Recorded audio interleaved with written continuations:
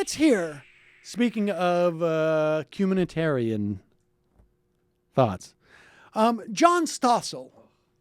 Apparently he does this every year around this time because it's the time of charity and giving. But do you know where that quarter or $1 you give on the street to a homeless person might end up? Well, John Stossel. Also, hint, in this particular scenario, it goes to John Stossel. Well, John Stossel donned a beard, and you'll now hear some clips of him on the street wearing a beard to get a sense of what it's like to be homeless.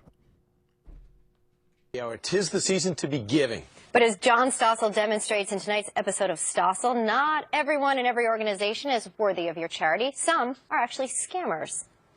I put on a fake beard and tried begging in New York City. You help me, man? People gave me money. They gave me money when my cardboard sign said homeless and cold, and they even gave when I changed it to need a beer. Thank you.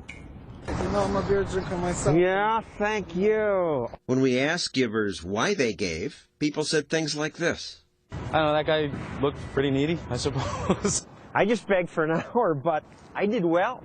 If I did this for an 8-hour day, I would have made $90. 23,000 for a year. Tax-free. So who should you donate to? Let's talk to the guy who Pause is it not for really... 1 second. So here he is rejoicing at the fact that he made amortized over the course of an entire year, $23,000 tax-free. Now, of course, this is just beyond, it really is insane. He was given $11 over the course of an hour. Now, there are, in fact, there's only one scientific survey, apparently, of panhandlers found that the vast majority made closer to $25 per day or less. Because you know what happens? Most people who panhandle and are homeless are not just out there for an hour. So after 8 hours, your efficiency in asking for money probably goes down. And after days of living on the streets, in fact, you probably, it becomes a little bit harder for you to get this money. They generally make about $9,000 a year, which of course is extremely difficult, or even $23,000, even if it's tax-free, to live off of in New York City. Yeah, I mean, even in that scenario of someone making that much money, if you're making that much money, you're likely panhandling in a big city, which means the costs of everything to get out of homelessness is more. It's just absurd. All right, let's continue. Homeless. We're talking about Fox Business host John Stossel. John, good morning to you. Good morning. Are you suggesting that the people who are begging for money on the streets, we should not give them money? Yes, and it's not I who am suggesting that. The people who work with the homeless say don't give them money. It's a bad thing. You're an enabler. You're enabling their alcohol or their drug habit. And far better to, if you really think they're for real, and most are not, to try to help them get to one of the social service agencies. But I think some people Pause it here. Now, John Stossel has no idea if these people are for real, but I can guarantee you this. These people are real human beings. That I can guarantee you. And I don't know what for real means. That same study said that 94% of people use that money for food. But they are really actually begging on the street. Now, it does seem possible that some percentage of these people are really living the high life. They beg for money. They go back and they day trade with it on the weekends. And they have a home in Florida and a home at the Hamptons. And they have the high rise and they're just going out like, so long, Bernie, doorman, I'm going out to panhandle today. It's possible that some infinitesimally small percentage of those people, but I can guarantee you that those are real human beings who are really sitting out there in the frigid cold, who are really putting their hand out and asking for money. So the idea that these people aren't for real, I don't know what that means. The idea that they aren't in any way financially challenged, I don't know what that means. It just means, oh, I do know what it means. It means Stossel is an a-hole. Continue with this.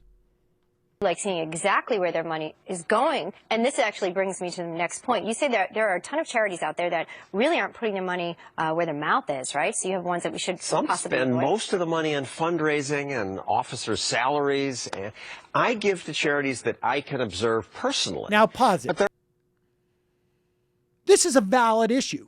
Are you giving to a charity that is using the great bulk of a percentage of the money that comes in to the people who are needy?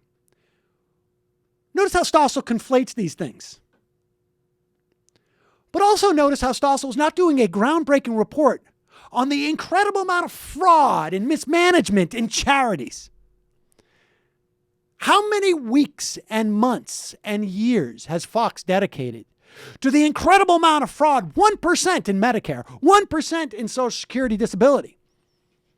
Yet here he's got all these big stories of these charities that are supposed to step in, right? We don't need a government to do this.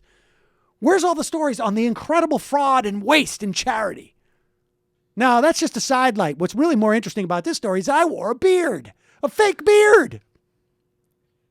Knowing how Fox News works, do you think they purposely conflated these two stories so people wouldn't donate, period, and just learn, like, it would tell them to hold their money? No, they just want to basically say the whole gist of this entire conservative project is that when you're walking down the street or in the course of your day, if you come across somebody who is down on their luck in any way, we're going to give you a whole toolkit to not for once feel guilty or that we should be doing something about this or to feel anything other than you are in the right.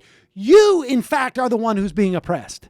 Sociopathy made easy. This is why Sarah Palin says this government debt is like slavery, because God forbid there should be any cohort of people in the country or in our history who has suffered more than the conservative.